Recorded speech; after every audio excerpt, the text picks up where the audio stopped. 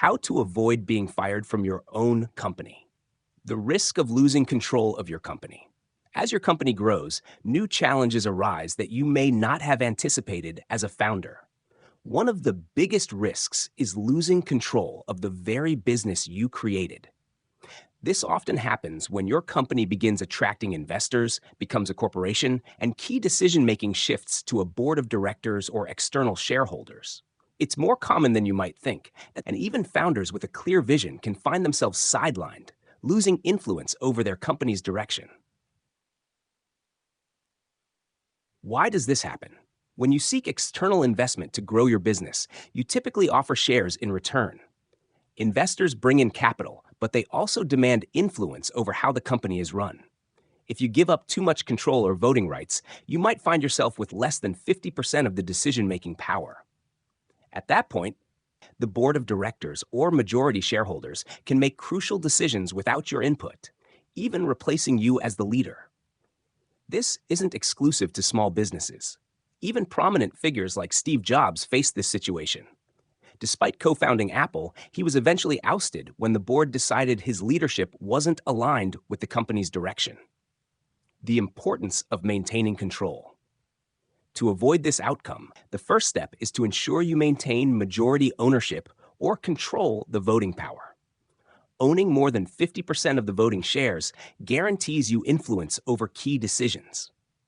But it's not just about shares. You can also protect yourself with legal agreements that grant you more control or secure a permanent seat on the board of directors, even if you lose part of the company's ownership.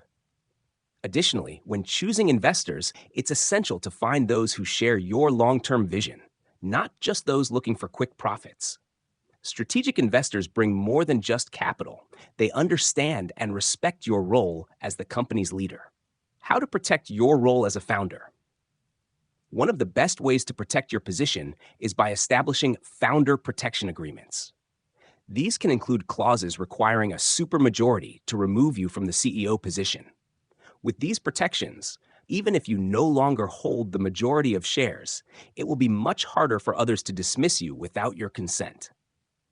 There are also golden parachute agreements, which ensure that if you are fired, you receive significant compensation. While this doesn't prevent dismissal, it financially protects you and gives you leverage in negotiations. These agreements guarantee that you always have something to gain in any scenario. Maintain a strategic relationship with the board of directors. As your company grows, you'll need to work closely with the board of directors. It's essential to build a trusting relationship with them. It's not just about delivering financial results, but ensuring they understand your value as a founder and leader. Keep communication open and regular with the board. Be transparent about key decisions, and make sure they always see the value you bring. In the end, financial results are crucial, but long-term leadership and vision must also be recognized and appreciated. Conclusion. Being fired from your own company is a real risk when you lose control of the shares or don't set up adequate protections.